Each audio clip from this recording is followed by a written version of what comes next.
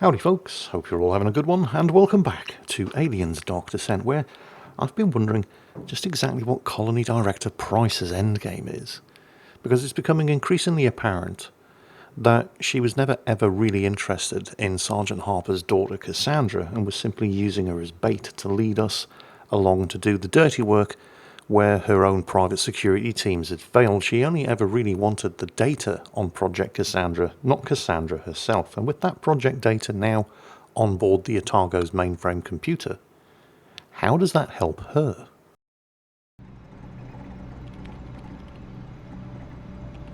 Come on, come on. Got it.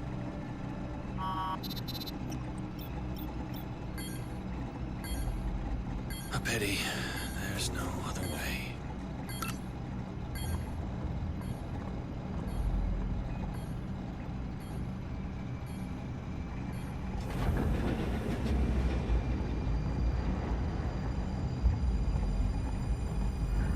Time for me to leave.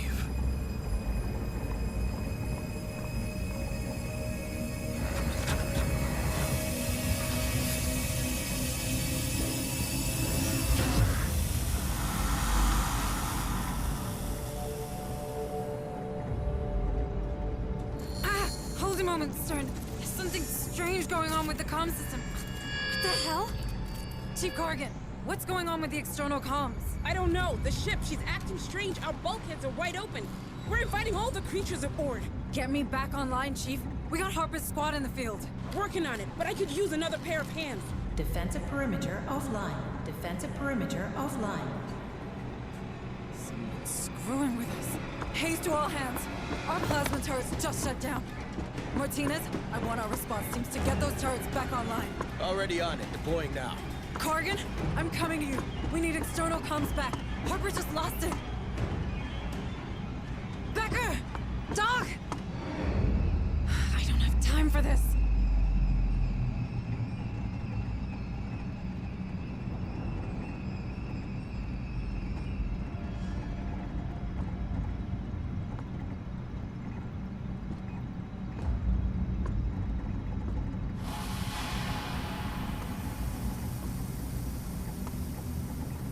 What?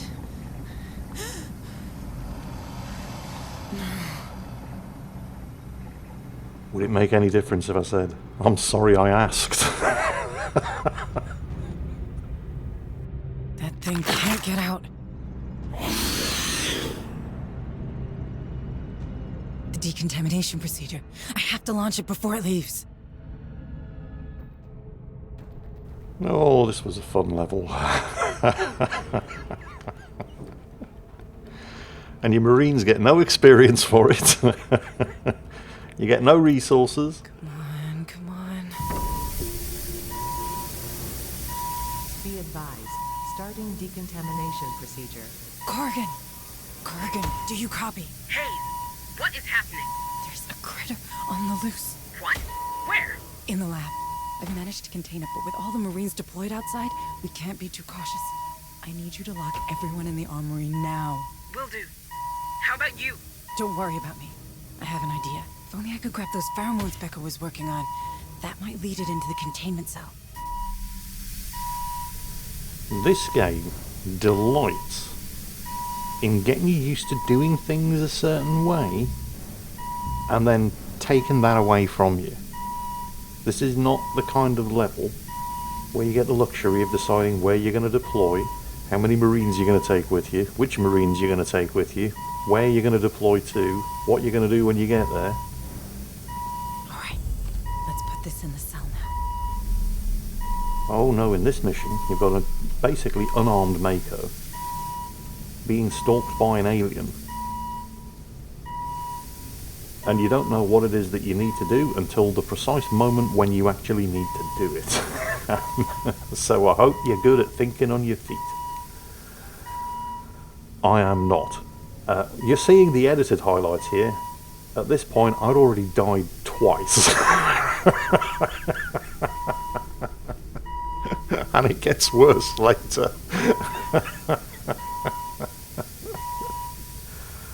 Come on, come on. Fuck off. I want to get into... Can I do it now? I think I might be able to do it now. Then again, thinking I might be able to do it now was what got me killed the first 2 times. In the bits that I cut out before showing you this. Alright, come on. See, I've got no command points, I've got no special actions, I've got no weapons. All I've got... Well, I've got nothing other than what I'm carrying. At the moment, it's a chemical pheromone thing now. I need to get it into the containment cell. Come on, Mako, go for it. You've got this. Run, run, run, run, run, run, run. There. Place it. Am I really doing this? Yes, Mako, you're really doing this. Just really do it faster, please. Get the fuck out of there. Can't be set. If I stay here, I'm dead. Go, go, go, go, go, go, go. Right, now wait for it. Wait for it. Oh, okay, it won't even let you trigger it early. That's good. Because that would have been embarrassing. Gotta wait for it to be in the cell. Let's push that purge button now. Right, fry, you fucker. I did it! I killed it! Decontamination procedure completed. Corrigan, the situation is under... Yeah, that seemed way too easy. Oh shit, all we've done is let it out. What did you just say? Shoot. It escaped. Tell me everyone is with you in the armory. Yes, ma'am. Almost. Bookhart wanted to stay with the wounded in the Medbay, and Becker's nowhere to be found. Bookhart is in danger. I have to help her. Well, shit. So much for the containment procedures. Right, so everybody's in the armory, locked in the armory with Chief Engineer Corrigan, except for Corporal Booker and the wounded Marines in the Medbay. That bastard is in the vent. Oh no, don't be in the vents. But which vent? I don't even have a motion tracker. Oh, that vent. Alright, okay. So, top tip. It goes to hide in the vents. You don't have a motion tracker to show you a contact in the vents, so don't be running around the place. Because the faster you're moving, the less reaction time you have. So... I mean, just because it was in that vent the first time around doesn't necessarily mean that it's going to be in that vent the second time around. That's the medbay. I just need to get... Yes. Bookhart! You have to get out of there! No way! I'm not leaving any wounded troops behind. You don't understand there's something... What's wrong? Bookhart! Get out of there! No!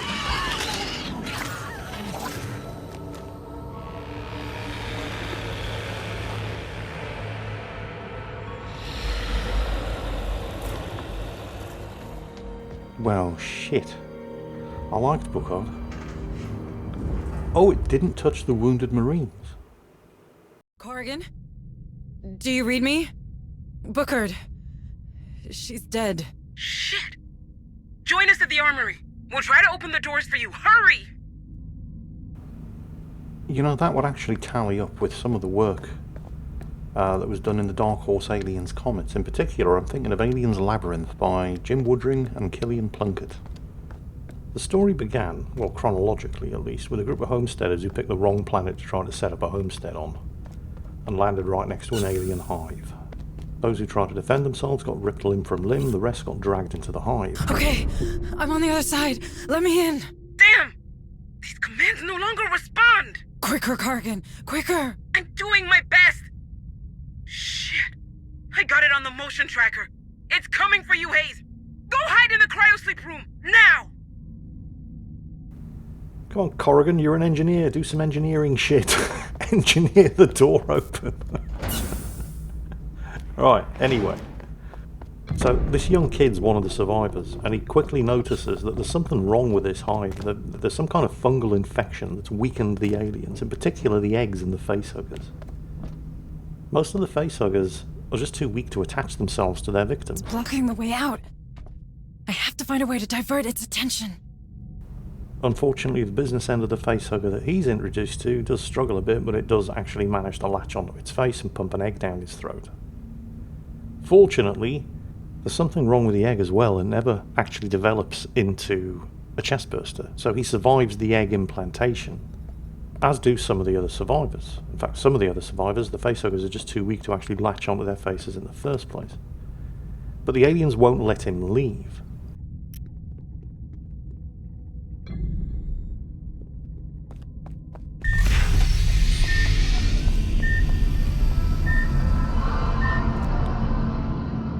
Oh, you bugger, that one was close. Anyway, so he figures out that in order to survive, he's going to have to make himself useful to the aliens. And so, because he's very practical, let's say this about him, he starts helping the facehuggers by picking the eggs up and actually holding them in front of the faces of the other survivors who have thus far survived egg implantation, including the other members of his own family. This kid's going to do whatever it takes to survive. He has to do unspeakable things to survive over the course of the next days, weeks and years. Corgan, I'm out. What about this door? Sorry, Hayes, something's wrong with our AI. It keeps locking and unlocking doors at random. The only one staying open is in the hangar. That would be Becker. That lying snake. I have to stop him. So the aliens aren't going to immediately kill him now, but the rotting corpse of the failed chest burster in his gut is. So he has to get it out. Welded? Really? Corgan? Looks like Becker sealed the access to the hangar. Becker? Becker did all this? Great. Just tell me where I can find a welder, okay? Elevator M2 in the Medbay. It's under maintenance. You should find some tools there. Okay. Elevator M2 it is. That terminal. Better check those cameras to locate that creature. Right, at this point in the game, you're supposed, because you don't have a motion tracker, you're supposed to use the security cameras to track the location of the alien so you can avoid it. But because you don't have a motion tracker, you also don't have a map. Because you don't have a map, I don't know which way's north. So... I mean, you can see your location on the map. You can see which camera you're looking through on the map. But my sense of spatial awareness is just not up to this. Right? I couldn't make any sense of it. So I just ended up doing this the old-fashioned way. Anyway, back to the kid in the hive. He still can't leave the hive. The aliens will not let him leave. But they're not. It's like they don't really know what to do with him because he's had a facehugger on him. You're not supposed to get up and walk around after that happens. And so they don't really know what to do with him, but he's making himself useful, so they sort of tolerate his presence.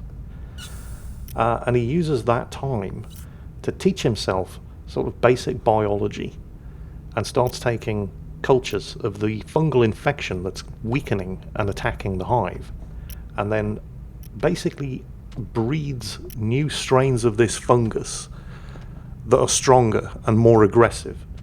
And so over time, even the alien warriors and drones start succumbing to the infection, and he is able to escape because they're just too weak to stop him.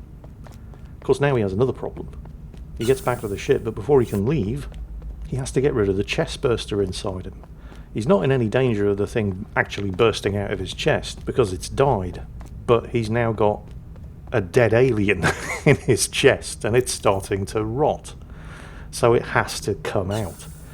And the ship, it has a sort of rudimentary auto dock on board, but it's not autonomous. It has to be directed. So he has to stay conscious and direct the auto dock to perform open chest surgery on him to get this thing out. He's a 15-year-old kid. Like I said, very practical. Well, anyway, he survives, he escapes, and then many, many years later, he's in charge of conducting experiments on aliens in an ultra-secure military facility in the middle of deep space. It's not Weyland-Yutani for once, it's the military this time around. Come on, come on, come on, gotta get that cutting tool. Okay, now I can get into the hangar. Yeah, now I can get into the hangar. I just have to get back to the door without getting jumped on by Chuckles. Right, so yes, he's in charge of this facility, because he's basically at this point, thanks to the unspeakable things that he had to do in order to survive, the galaxy's premier alien behavioral psychologist. He knows what makes these things tick, and he's conducting experiments to refine that knowledge, with live aliens, obviously.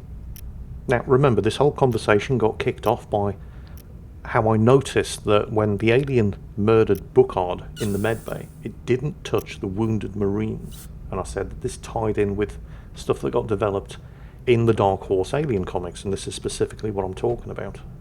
So this guy, try to remember his name. Dr. Paul Church, that was his name. He's running experiments on these aliens, trying to narrow down exactly how they will respond in any given set of circumstances. So, for example, he presents an alien with a choice. You've got two possible routes you can take. One of them has an open door, the other one has a dead end, but it's got a live pig, and the pig is terrified. The alien will always go for the prey. It won't, even if there's a potential escape route, it won't take it if it can kill something, particularly if something is terrified. It's like the aliens can sense and feast on fear. It drives them to be even more violently aggressive than normal. Even if their other option is a possible escape route, they will always go for the prey first. So then he runs another experiment. He gives an alien another choice. You've got a choice of two targets, and they're humans this time. One of them, absolutely terrified, because he's in a room with an alien. The other one, off his face on combat drugs, and not afraid of anything. The alien always goes for the one who's terrified. Well, except not always, because in the next experiment he gives the guy on combat drugs a flamethrower, and the alien goes for him first. So the alien will always go for a threat, and then for whatever is the most terrified victim.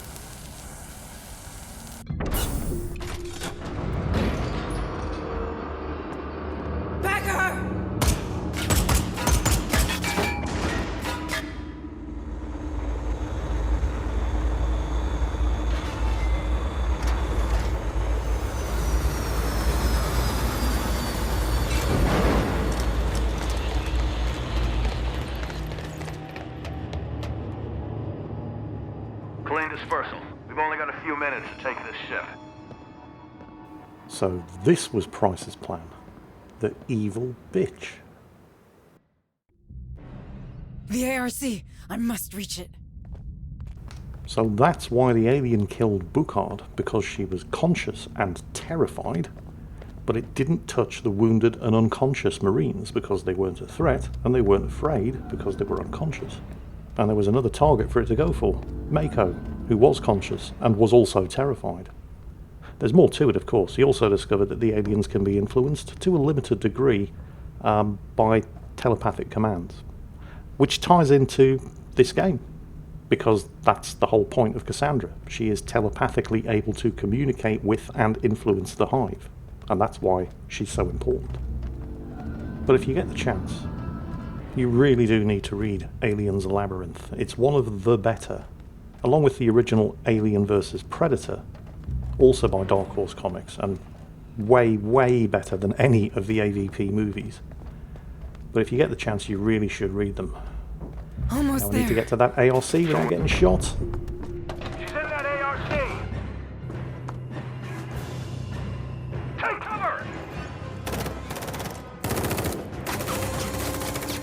Yeah, you fucked now, boys.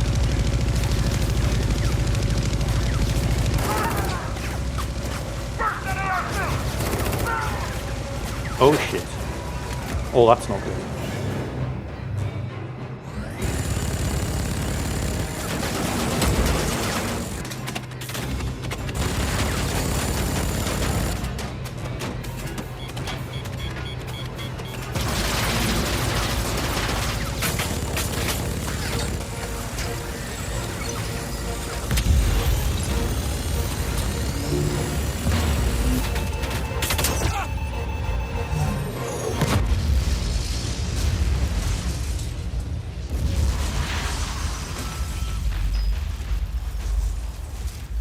We do still have another problem, though. That's far enough, Hayes. And I don't mean him. Why did you do it? I owe an immeasurable amount of money to the company. Pryce needed the data and the ship. Turns out I could provide her with both and erase my debt. Finally.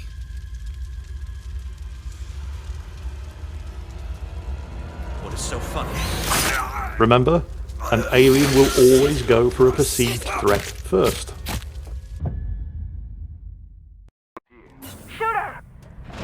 And now that there's no longer a perceived threat, Forever.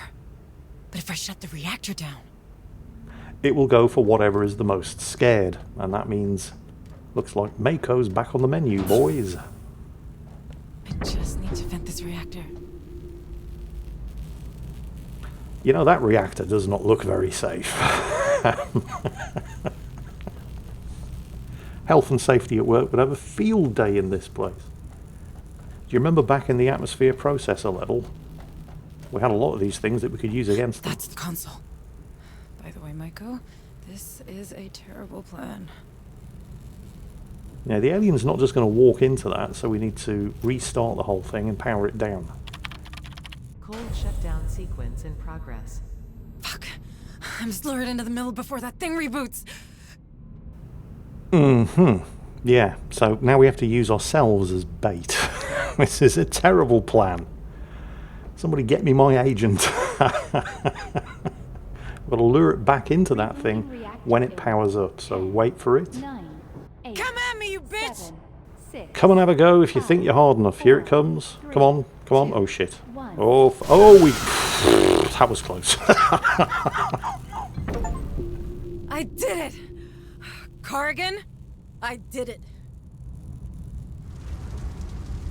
What the hell happened here? Becker, our xenobiologist. He was in debt with the company, with Pryce. I think she placed him here. He set the damn creature loose so she could steal the Otago. I handled it. That woman's a weasel. Should have quit long ago. Yes? Who's to say you've quit now? Who's to say you're not another spy? Ease down, Administrator. I don't feel like easing down. Look, Pryce tried to double-cross me too. I'll do anything for a rematch. You have my word. The word of a Wayland-Yutani employee. And a professional killer at that. What's the difference with that sergeant of yours? Do not bring Harper into this. I'm sorry. How's he doing? Not great. I have to check with in the Medbay. You know what? Go see him. But remember, you want to bring Pryce down? I can help you get into Pharaoh's Spire. It's gotta be worth a try. Pryce is our only link to Cassandra, to the real Marlowe. But if you try anything, you go down with her. I'll keep that in mind, ma'am. Goodbye, Administrator. How's he doing? We managed to stabilize him. But without Bookard, I'm not sure for how long. Maybe we should just put him in cryosleep already and get the hell out of here. Not until I get Cassandra from Marlowe. Harper needs his daughter. Do you really think she's out there? Is she even alive? She is. I'll find her. Stern offered his... help. That mercenary? Can we trust him? Seems that Pryce knows where Cassandra is. And I don't see how we could get into Pharaoh's Spire without him. Not much of a choice, huh? I hate to say it, but you're getting better at this. Corrigan told me how you handled the critter. Ballsy move. I did what I had to do. Administrator Hayes? Are you up to going after Pryce? What if I'm not? Don't worry. I'll be in the APC, keeping an eye on Stern. All right, then let's do this. For Harper. Yes. For Harper. So, join us in the next episode, where we're heading to Colony headquarters at Pharaoh's Spire to have a little chat with Director Pryce. Hope you've enjoyed this one, and as always, stay frosty, Marines.